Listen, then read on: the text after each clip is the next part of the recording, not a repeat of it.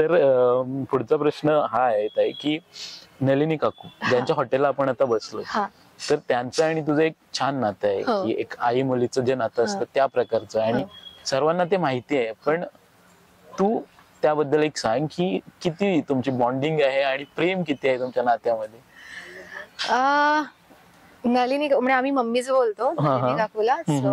आणि म्हणजे विक्रांत थ्रू झालं. विक्रांत लहान असताना डान्स करायचा आणि विक्रांत लहानपणापासूनचा माझा मित्र आहे. त्याच्यानंतर मोठं झाल्यानंतर त्याचं प्रोफेशन माझं प्रोफेशन सेम झालं. मी म्हणजे डान्स आणि ऍक्टिंग ह्या गोष्टी करते, फोटोशूट्स वगैरे. विक्रांत फोटोग्राफर प्रोफेशन त्याचं आहे.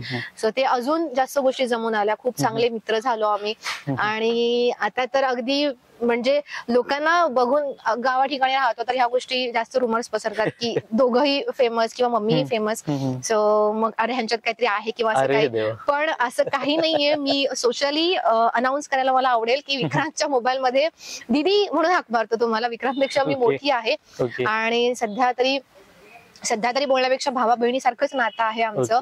आणि मम्मी पप्पांबद्दल मी सांगेन म्हणजे विक्रांतच्या मम्मी पप्पांबद्दल नलिनी काकू जेव्हापासून आम्ही सोबत काम करतो विक्रांत वगैरे तेव्हापासूनच ते खूप जास्त प्रेम करायचे. कारण त्यांनाही माहितीये विक्रांत पण त्याच फील्ड मध्ये आहे, लेट होतो आणि ह्या सगळ्या गोष्टी. सो कधी असं नाही झालं की अरे नाही का करू आम्ही किंवा ही कोण आहे किंवा मैत्रीण कशाला असं तसं. गाव पण एकच असल्यामुळे त्या गोष्टी खूप जास्त कनेक्ट व्हायच्या आणि खूप जवळची मैत्रीण.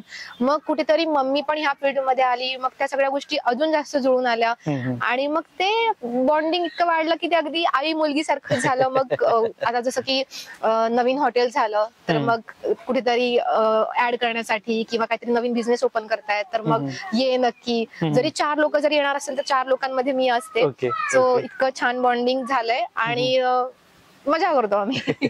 पण विक्रांत दादाने एक किस्सा सांगितला होता की जेव्हा नारळी भाताची व्हिडिओ आली आणि तो भात करपला आणि तो तुला खायला दिला, तू पण शकतं ते काकूंना माहितीये. एकदा तर मी करपवलेला पण आम्ही बनवत होतो आणि मला शॉट भेटत नव्हता, नाही धूर जाम झालेला. मार घाटावर आणि ते याचा राय कसलं ते मी राईस होता नारळी पौर्णिमेला नारळी भात नारळी करपेला त्या नारळाची चिकी झाली. तसंच आणखी जरा खायला दिलं. तुला काय बोलायचंय याच्यामध्ये? मी तर सांगेन तो करपला ते पण फक्त विक्रांतमुळे. कारण आपण जेव्हा जेवण बनवतो नॉर्मली प्रोसेस असते की हे शिजल्यानंतर पण हे टाकणार आहे ते टाकणार आहे. विक्रांत शूट करतो ह्या सगळ्या गोष्टी, त्याच्यामुळे ते टेक्निकली टाइम जातात त्या गोष्टींसाठी. आणि ते टाइम गेल्यामुळे तो जो गुळ आतमध्ये टाकला होता तो चिकट झाला. आणि ही गोष्ट मम्मीला आणि मला कळली होती, पण विक्रांत ऐकत नाही हा शूट करताना कधी. त्याला जसं पाहिजे तसंच तो घेतो. त्याच्यामुळे तो करपला, तो चिकट झाला आणि त्याच्यामध्ये तो भात टाकल्यानंतर तो सगळा जळला आणि त्याचा स्मेल पण आला. हा, ती खोबऱ्याची चिकी एक साईडला आणि तो भात एक साईडला असं झालं. ते त्याने त्याच्यामध्ये काढलं ताटामध्ये. मग त्याच्यावरचं ते वरचं काढलं आणि ते मला खायला सांगितलं की बघ टेस्ट करून, तू आता आलीस तुला रिव्ह्यू द्यायला लागेल. आणि मग त्याने दुसरा बनवून तो व्हिडिओ मध्ये टाकला. म्हणजे त्याच्या चुकीमुळे झाले. मम्मीने त्याला आधीच सांगितलं होतं की हा असा नसतो असा असतो, पण त्याला ते टेक्निकली घ्यायचं होतं ना, त्याच्यामुळे. हे मी पण सांगते की नेहमी तो असा करतो. बऱ्याचशा रेसिपीज त्याच्यामुळे घडतात, त्याच्या टेक्निकल गोष्टींमुळे. पण तू एक लकी आहे असं मी म्हणेन की तुला नलिनी काकूंच्या चुलीजवळ बसून रेसिपी बघायला मिळते आणि ती टेस्ट करायला पण मिळते कुठे ना कुठे. तर त्या ज्या रेसिपीज आहेत ज्या तू खाल्ल्या पण असशील, तर तुला काय वाटतं म्हणजे जे कोणी बघतायत आणि हॉटेलला येत आहेत, तर एक खासियत एकच सांग, जास्त नको, की तुला अशी वाटते जी नलिनी काकूंची आहे आणि ज्याच्यामुळे ते जेवण एवढं सुंदर बनतं?